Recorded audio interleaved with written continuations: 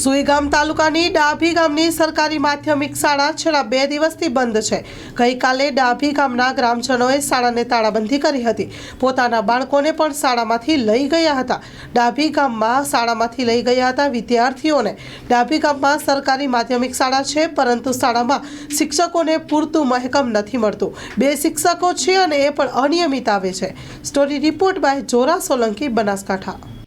ડાભી તાલુકો સુઈગામની માધ્યમિક શાળાનો જે કાલનો કાર્યક્રમ તાળાબંધીનો રાખેલ હતો એ આજે પણ યથાવત ચાલુ રહેશે, જ્યાં સુધી અમારા વાલી મંડળ તેમજ આ બાળકોનો જ્યાં સુધી જે પ્રશ્ન છે હલ નહીં થાય ત્યાં સુધી તાળાબંધીનો કાર્યક્રમ જે રાખેલ છે તે યથાવત રહેશે।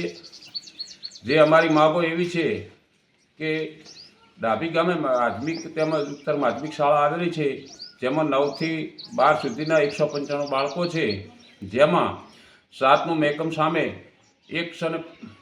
જે 7મું મહેકમ છે એના સામે એક જ શિક્ષક છે। 2 શિક્ષકો છેલ્લા ઘણા સમયથી હતા, એમાંથી એક શિક્ષક લીંબોણી ખાતે મોકલેલ હોય, માત્ર ને માત્ર એક જ શિક્ષક બચેલ છે। જેમાં જ પટાવાળાની જગ્યા પણ ખાલી છે। આ જગ્યા નિર્જન હોવાથી પટાવાળા તેમજ કલારક તેમજ આચાર્ય તેમજ ત્યાં ચોકિયાતની પણ જગ્યાની જરૂરિયાત હોય। આ અમારી માગો જ્યાં સુધી નહીં સ્વીકારવામાં આવે ત્યાં સુધી તાળાબંધી યથાવત રહેશે। અને ત્યાં પાણીનો પ્રશ્ન છે, સીસીટીવી કેમેરા પણ નથી। આ બધી સંપૂર્ણ મારી શિક્ષણ ક્ષેત્રે રજૂઆત છે કે તાત્કાલિક અમારી માગો પૂરી કરી અને તાળાબંધી ખોલાવી અને બાળકોના ભણતર સાથે ચેડા ના કરો એવી શિક્ષણ સમિતિના ચેરમેન તેમજ ગુજરાત સરકારને મારી રજૂઆત છે। જય હિન્દ, જય ભારત। અમારી માંગ તો 2 દિવસથી એ જ છે કે અહીંયા આગળ જે શિક્ષકોની ઘટ છે એ શિક્ષકોની ઘટ પૂરી કરવી। અહીંયા આગળ અમારા જે શિક્ષક કાયમી હતા એમને જે અહીંથી બદલીમાં મૂક્યા છે એ શિક્ષકને પાછા લાવવા। બીજી એવી માગ છે કે આ સ્કૂલ છે એ ગામથી લગભગ 1.5 કિલોમીટર દૂર છે અને અહીંયા આગળ જાડી ઝાંખરા જેવો વિસ્તાર છે અને 70% દીકરીઓ અભ્યાસ કરવા માટે આવે છે। તો આ દીકરીઓમાં ઉપર કાંઈ પણ બનાવ બનશે તો આનો જવાબદારી કોણ લેશે? તો અમારી સરકારને એ પણ વિનંતી છે કે અહીંયા આગળ સીસીટીવી કેમેરા લગાવવા જોઈએ। બીજા નંબર કે અહીંયા આગળ જે બાળકો ભણવા આવે છે એમની પાસે બૂટ ચંપલ પહેરવાના પણ પૈસા નથી હોતા, ફી ભરવાના પણ પૈસા નથી હોતા। તો અમારી સરકારને એક વિનંતી છે કે સરકારનો જે અભિગમ છે એના દ્વારા એક બસ અહીંયા આગળ મૂકવી જોઈએ અને બસ દ્વારા અહીંયા આગળ જ્યાંથી છોકરાઓ ભણવા આવે છે એમને અહીંયા આગળ લાવવા માટે કાયમી ખાતે અહીંયા આગળ બસ મૂકવી જોઈએ। બીજા નંબર કે અહીંયા આગળ પીવાના પાણીની સગવડ નથી, તો પીવાના પાણીની સગવડ કરવી જોઈએ। પછી આજુબાજુમાં જે બાવળ છે એને કઢાઈ અને અહીંયા આગળ દિવાલ બનાવવી જોઈએ।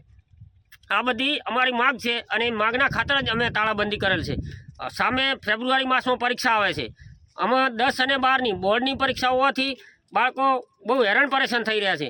એમનું જો રિઝલ્ટ નહીં આવે તો રિઝલ્ટ ના આવે એટલે સરકારનો એક અભિગમ છે કે જે સ્કૂલનું રિઝલ્ટ ઓછું આવે એ સ્કૂલ બંધ કરવામાં આવે છે। તો જો સ્કૂલ બંધ થાય તો અહીં આગળના ગરીબ બાળકો પ્રાઇવેટ સ્કૂલના સહારે જાય એવી એમની પાસે સગવડ નથી।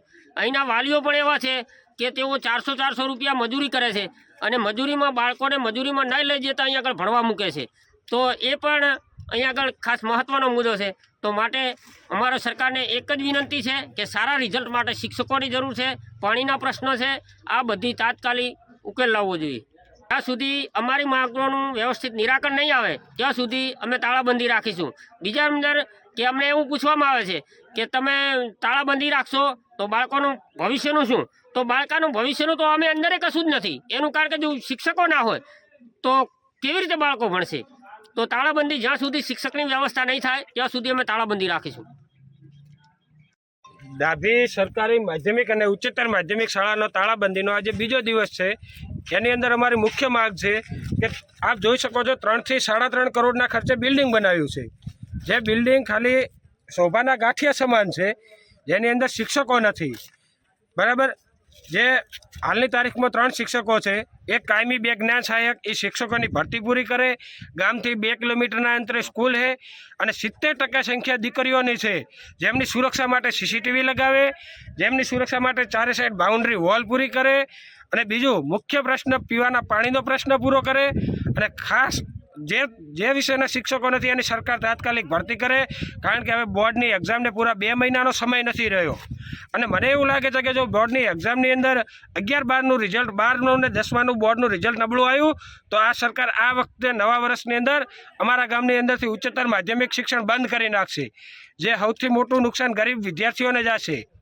આ જેને ફી ભરવાની સગવડ નથી એવા 7-8 કિલોમીટરથી ચાલીને વિદ્યાર્થીનીઓ આવે છે, દીકરીઓ ચાલીને આવે છે. 8-10 કિલોમીટરથી દુધાસણ હોય, જજામ હોય, કિલાણા, સોનેત, વાઘપુરા, બોરુથી એક આખું ડાલું ભરાઈને આવે છે, જેની અંદર 54 વિદ્યાર્થી લટકીને આવે છે. તો એમના માટે બસની વ્યવસ્થા કરે વિદ્યાર્થીઓ માટે અને શિક્ષકોની વ્યવસ્થા કરે, નહીંતર આ વખતે 10મા અને 12માનું બોર્ડનું પરિણામ નબળું આવશે. સરકારના પ્રતિનિધિઓ એવું કહે છે કે સરકાર ભરતી કરેલી છે, ત્યાં સુધી બોર્ડની એક્ઝામ પતી જશે, રિઝલ્ટ હાવ નબળું આવશે, એની જવાબદારી કોણ લેશે?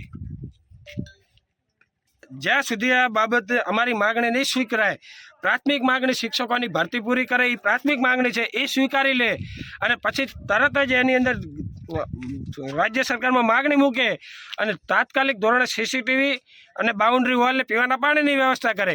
પરંતુ પહેલી માગણી શિક્ષકોની છે, જે માગણી નહીં સ્વીકારાય ત્યાં સુધી સ્કૂલને તાળાબંધી રહે છે.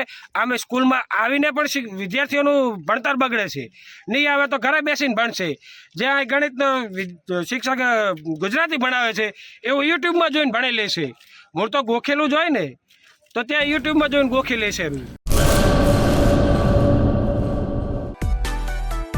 માં motor driving, safe and sure driving. Driving એ શોખ સાથે આપની મોટી જવાબદારી પણ છે. અમારા ઇન્સ્ટ્રક્ટર દ્વારા સચોટ અને સરળ માર્ગદર્શન.